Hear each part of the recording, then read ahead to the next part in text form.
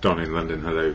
It's March 19th, 2010. My video is all about recovery from addiction to either substance or behaviour, or substance and behaviour. I never realised I was addicted to most things in life, wanting to fix myself. And wanting, I guess that was it. Wanting the next right thing, well, that's something that can be difficult when we want and want and want. To get over something, get over the fear, get over the sadness, get over this, get over that, well, yeah, in all respects, probably.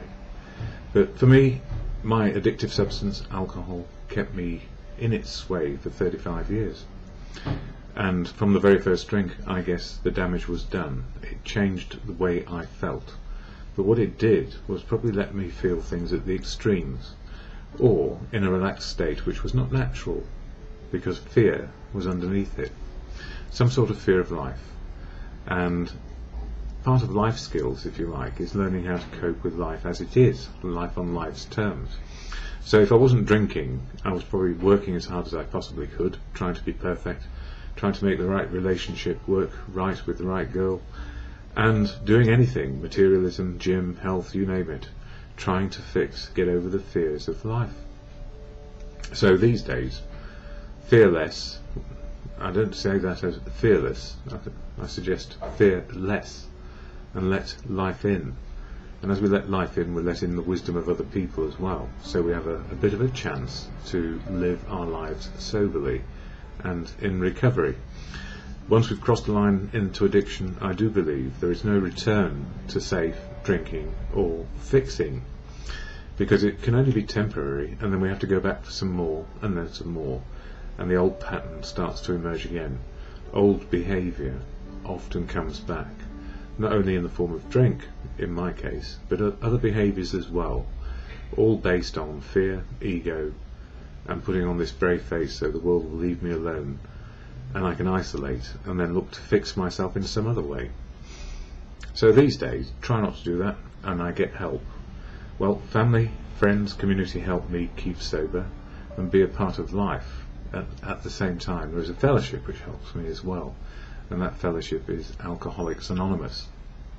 I don't speak for AA. Alcoholics Anonymous never can, never will, don't want to.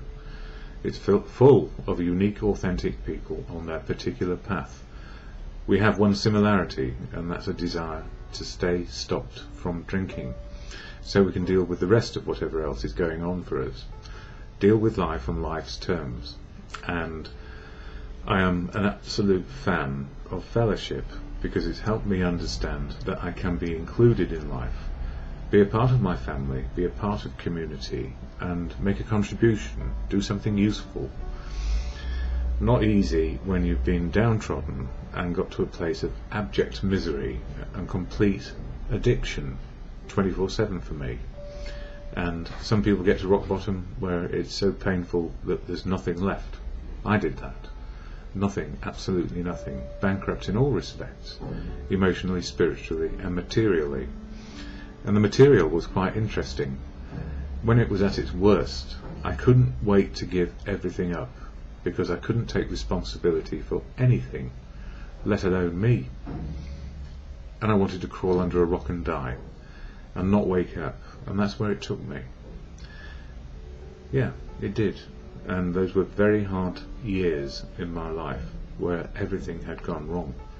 But these days, with a little help, on a daily basis, just to keep on track, and open to life, open to what can happen, rather than close it down, or fear it.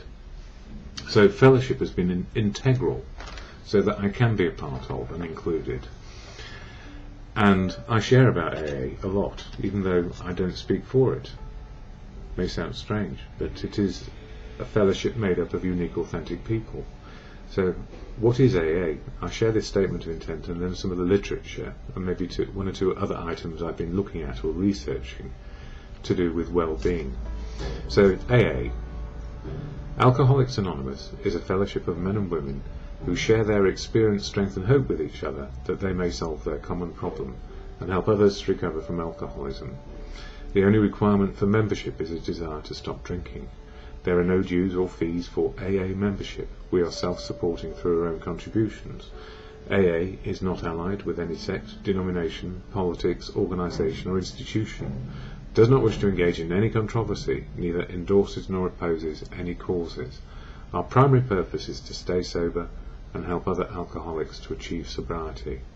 And I read that with this little card here, which you can't see too well, but it also has inside the 12 steps of AA and the 12 traditions. And those 12 steps are about changing our attitude and behaviour on a daily basis to live life in a more positive way. It doesn't mean that life is going to be positive. We still have to face life on life's terms. So 12 steps of action to change my attitude and behaviour, to live the principles of a programme which keeps me sober. So step 1 was all about being powerless over alcohol, and also people, places and things. Powerlessness over anything except maybe my next choice, to the good of conscience, my good conscience hopefully. And that I have been restored to sanity on a daily basis, whatever that may be. But I can go insane again, or mad at life, angry. I'm human. But restored to sanity on a daily basis will do me a starting point. And some higher power has helped me. And in this case it's AA, and a belief in something which is greater than me. So ego deflated, if you like. And then the third step, which is covered in this book, or in fact all the 12 steps are covered in this book, Daily Reflections, is all about letting go and letting God in, or letting good conscience, depending on your faith and belief system. So it's a personal choice, faith and belief. And where people talk about God, it's often of their own understanding or based on their religious beliefs.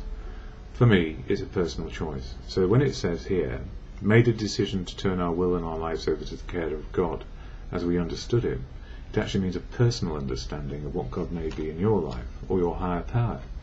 So for me, just personally, and just me, God is truth, God is love, and God works through people. So it's the universal truth of what is going on now. God works through people, learning wisdom, experience, strength and hope from them. And love being the most important feeling, probably, which makes the world go round. Yeah. So, what is it for today in the Daily Reflections? It says, for March 19th, prayer, it really works. Or rather, just prayer, it works. And it reads like this. It has been well said that almost that only scoffers at prayer are those who have never tried it enough. We all pray. There's an inner voice in our head which is saying, I want this, I want that, or I need this. How am I going to get it? Needs met, wants forgotten in my estimation. So once we've got our needs met, basic needs, wants are often forgotten because they're fixed in life. And it goes on to say, having grown up in an agnostic household, which I did, I felt somewhat foolish when I first tried praying. I knew there was a higher power working in my life. How else was I staying sober? But I certainly wasn't convinced he, she or it wanted to hear my prayers. People who had what I wanted said prayer was an important part of practicing the program. So I persevered. With a commitment to daily prayer, I was amazed to find myself becoming more serene and more comfortable with my place in the world. Needs met, wants forgotten. In other words, life became easier and less of a struggle. I'm still not sure who or what listens to my prayers, but I've never stopped saying them for the simple reason that they work. And when I look at it, what works for me in my life, prayer does work, because I've always done it. It's just that I do it more formally now, in a sort of informal way. And there is the Serenity Prayer, which is always there as a practical guide to living the can and cannot do bit. So to God of your understanding or good conscience, it goes like this for me. God, grant me the serenity to accept the things I cannot change, courage to change the things I can, and the wisdom to know the difference is just for today.